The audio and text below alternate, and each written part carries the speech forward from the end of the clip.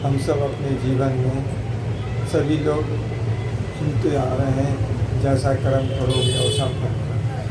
तो विचार करना भी एक कर्म है। जब हम सही विचार करेंगे तभी तो सही फल होगा। जब हम विचार ही सही ढंग का नहीं करेंगे तो कर्म क्या खाक करेंगे। विचार हमारा जिस प्रकार उन्नत होगा उसी प्रकार हमें भी इस ढंग के जीवन में कर्म करने से फल मिलता है। ये तो सभी जानते, भिखारी भी जानता है, राजा रंग सभी जानते हैं। सभी को अच्छा क्या है खराब क्या है सभी को पता है। लेकिन होता है क्या है कि हम अपने स्वभाव के अनुसार वो कर्म कर देते हैं जो हमें नहीं करना चाहिए। रावण ऋषि के घर में पैदा हुआ था, लेकिन उसके पिताजी ऋषि थे, लेकिन उन जो राक्षस वंश का था उसकी माँ, जिसके कारण वो अच्छा होते हुए भी खराब निकल गया। होता क्या है कि हमारा जो विचार है वो हमें सुख या दुख देता है, कोई दूसरा आदमी नहीं देता। हम जितना उन्नत सोचेंगे, क्योंकि सजा में भी मजा है, मजा में भी सजा है, बस देखने का नजरिया हमारा अपना है। हम अगर सही ढंग से किसी भी चीज में देखेंगे तभी हमें सही ढंग से वो चीज का सही फल मिलेगा। जब तक हम जीवन का बेसिक नहीं समझ पाएंगे, जैसे अगर हम मैथ बना रहे हैं, हिसाब किताब गुना भाग जोड़ रहे हैं और उसका 2 + 2 क्या होता है, 2 × 4 क्या होता है, नहीं समझ पाएंगे तो हम आगे का सब्जी बने जो मैथ का हिसाब है नहीं सोल्व कर पाएंगे, उस समस्या का समाधान नहीं कर पाएंगे। तो उसी प्रकार अच्छाई बुराई क्या है, किस समस्या का क्या समाधान है, हम सभी को पता होता है, लेकिन हमें पता नहीं चल पाता क्योंकि हम उतनी गहराई में अपने आप को नहीं उतारते। क्योंकि हर आदमी परमात्मा का अंश है, परमात्मा एक है, उसका अंश हम सभी हैं, चाहे आप हो हम हो या कोई भी।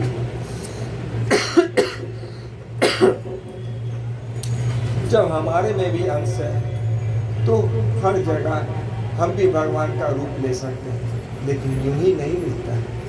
कोई भी बहुमूल्य वस्तु को बहुत ही गुप्त ढंग से बना के छिपा के रखा जाता है। कोई अमीर आदमी के घर पे बहुत सारे पहरेदार रहते हैं, कैमरा होता है, बहुत सारा चीज होता है। उसी प्रकार भगवान को पहुंचने के लिए बहुत सारा माया का जाल बिछा हुआ है। पग पग पे हमारे को माया उलझा देती है। हम सब क्या है, सभी लोग चाहे राजा हो या रंग, सभी लोग सुख की तलाश में भटक रहे हैं। सुख है क्या? सुख एक समझ, सुख कहीं किसी वस्तु व्यक्ति में नहीं, सुख हमारे विचार में है, ईश्वर भक्ति में वास्तविक सुख है, बाकी सारे सुख क्षणभंग हैं। हम अगर राम राम का जप करेंगे, आधा घंटा 1 घंटा पूजा कर लेंगे और दिन भर अगर पाप अत्याचार करेंगे या दूसरे को गाली कहेंगे या दूसरे को अपशब्द कहेंगे तो हमें वो चीज़ का लाभ कैसे मिलेगा। कोई भी चीज़ हमें जो मिला है हमारे ही विचारों कर्मों का खेल है। हमारे आँखों में थोड़ा सा भी धूल चल जाएगा तो हम सब नहीं देख पाएंगे। दिन में प्रकाश में हम सूरज को ही नहीं देख पाते तो उस चमत्कारी भगवान को हम कैसे देख लेंगे। उसको देखने के लिए बहुत हमें गलाना पड़ेगा। जब तक हम अपने आप को नहीं गला पाएंगे तो वो चीज़ को नहीं समझ पाएंगे, बाकी बस चलता राम करते रहेंगे, फकीर की तरह बनते रहेंगे। जय जय सिया राम हम बोलते कुछ और काम बोलते हुए अपने जीवन को समाप्त कर लो। क्योंकि सत्य की तलाश बहुत ही कठिन है और बहुत ही सरल है। अगर कोई भी चीज़ के बेसिक को आप समझ जाएंगे तो उसे आपको करना ज़्यादा मुश्किल नहीं होगा, लेकिन अगर आप नहीं जाएंगे तो हम उसी में उलझ जाएंगे। कोई भी आदमी अगर उलझा है तो दूसरे के कारण नहीं, संसार के कारण नहीं, हम अपना जो किए हैं जो बोए हैं उसी के अनुसार हम काट रहे हैं। क्योंकि दूसरा आदमी दूसरे का कितना भी हो भाग नहीं बदल सकता। हमें अपना भाग स्वयं ही काटना पड़ेगा, दूसरा नहीं काटेगा। लेकिन हम सही बोएंगे ही नहीं तो सही काटेंगे कैसे? क्योंकि हम सब थोड़ा सा देख पाते हैं, बहुत दूर तक नज़र हमारी नहीं जाती है। लेकिन जब भगवान जब भाग लिखते हैं तो अगला पिछला पता नहीं कितने कर्मों का, कितने जन्मों का सारा लेखा जोखा मिलाकर आपको भाग देते हैं। जब आप फल फूल रहे होते हैं तो भगवान आपको ऊपर उठा होता है, क्योंकि बकरे को जब बलि चढ़ाना पड़ता है तो उसे बहुत खिलाया पिलाया जाता है। ऊपर उठने वाला हर इंसान भाग्यशाली है ये नहीं मानिएगा कभी, क्योंकि ऊपर उठाना जैसे बकरे को खिलाया जाता है पिलाया जाता है, बकरा बड़ी खुश होता है, लेकिन जब उसको काटा जाता है हलाल किया जाता है तो उस समय उसे पता चलता है ये तो हमें मूर्ख बना रहा था। तो संसार में सभी लोग एक दूसरे को मूर्ख बना रहे हैं, ठग रहे हैं, और छोटा मछली बड़ा मछली को, बड़ा मछली छोटा मछली को खा रहा है, ये जीवन है। लेकिन हमें क्या करना है?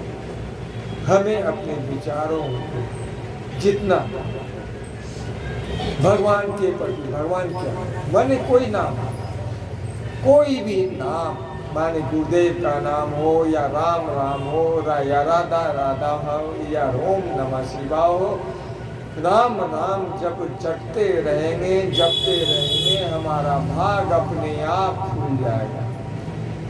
हनुमान को कौन जानता है? क्यों जानता है? ये प्रश्न सोचने वाली बात है। हनुमान करते क्या थे? हनुमान दिन भर राम राम राम जपते रहते थे। जब भी भगवान का काज आया किए खाली समय में राम राम जपते जपते उनके हृदय में राम नाम बस गया था। जब हम राम नाम हमेशा कोई भी राधा राधा राधा राधे कृष्ण कोई भी नाम जब बार बार जपते हैं तो हमारे मन में दिल में वो छवि छपने लगता है। जैसे वो छवि जब छपेगा तभी आपका उद्धार होगा।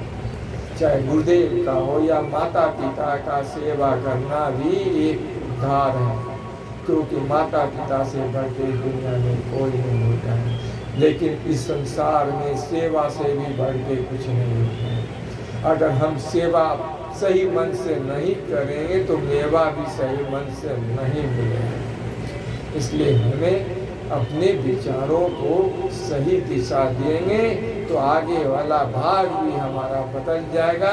कोई भी मनुष्य कितना भी कुछ भी हो, जब सुदामा के नसीब में भाग जब लिख दिया गया था कि ये आदमी हमेशा गरीब ही रहेगा, लेकिन सुदामा ने अपने भक्ति भाव से कृष्ण भगवान को प्रेम से 2 दाना खिला दिया, उसके भाग बदल गया।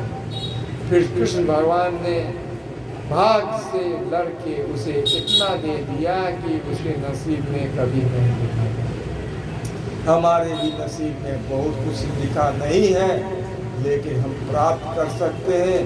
बस प्रेम सेवा दया की भावना रखेंगे, करुणा की भावना रखेंगे तो गरीब भी अमीर हो सकता है, धन धान से फल फूल हो सकता है, हर चीज़ से संपन्न हो सकता है। बस हमें अपने को सही दिशा देने की जरूरत है। राधे राधे।